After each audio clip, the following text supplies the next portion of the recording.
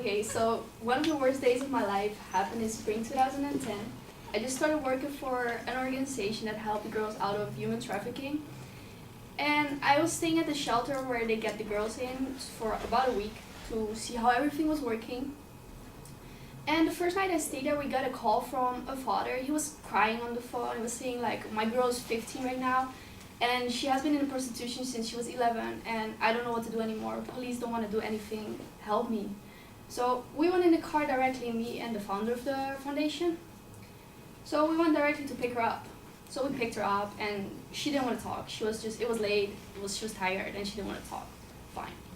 So we brought her to the shelter, and she stayed with me on the room because we didn't want her to be lonely. Because, you know, girls are damaged, and they don't want to talk either.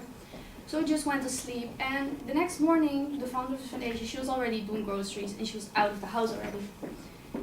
I looked next to me, and the girl was not in the bed.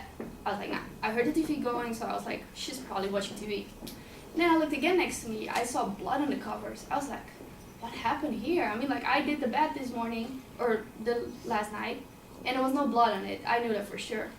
So what I did, I went to the living room, and I was gonna ask her about it.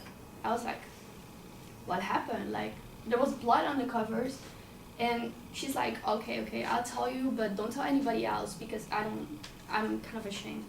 I'm like, all right, fine, just tell me, I'm here to help you, and I won't tell anybody. And so she told me, okay, I'll put my plate in the kitchen, and then I'll tell you about it. All right, so she walked to the kitchen with her plate, and when she went in the kitchen, I heard a glass dropping. I'm like, are you okay? Her name was Samantha, so I'm like, Samantha, what happened? And she's like, I didn't get no response. I was like, what happened? So I was like, I'm gonna check on her because I don't know what's going on.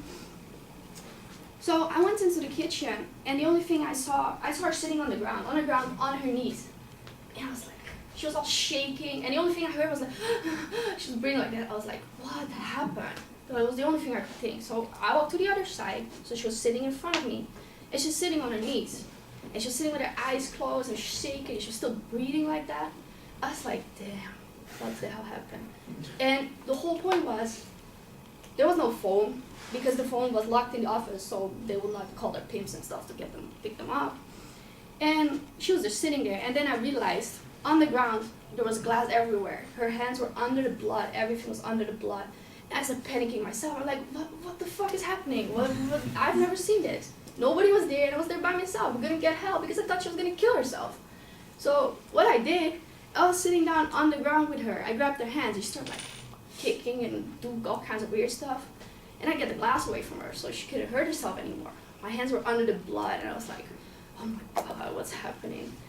And I let her go, and then she started scratching herself, and then I saw where the blood came from. She had scratched herself all over her arms. All arms were under the blood.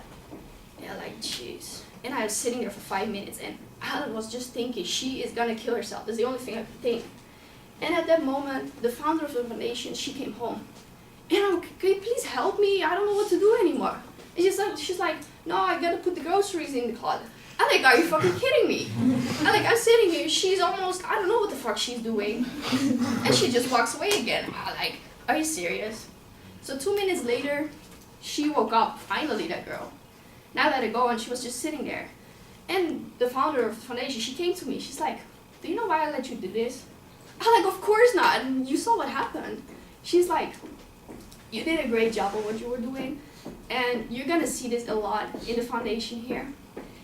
And I just wanted you to learn how to handle this situation, and you did a great job. And from that moment on, I kept working there at the foundation. Still, though I moved right now, I'm still doing things over here. And it's great to do, great to see how the girls change. Because that girl, she's a great friend of mine right now, and she moved on, she doesn't have those panic attacks anymore, and she's doing great, and I love doing it.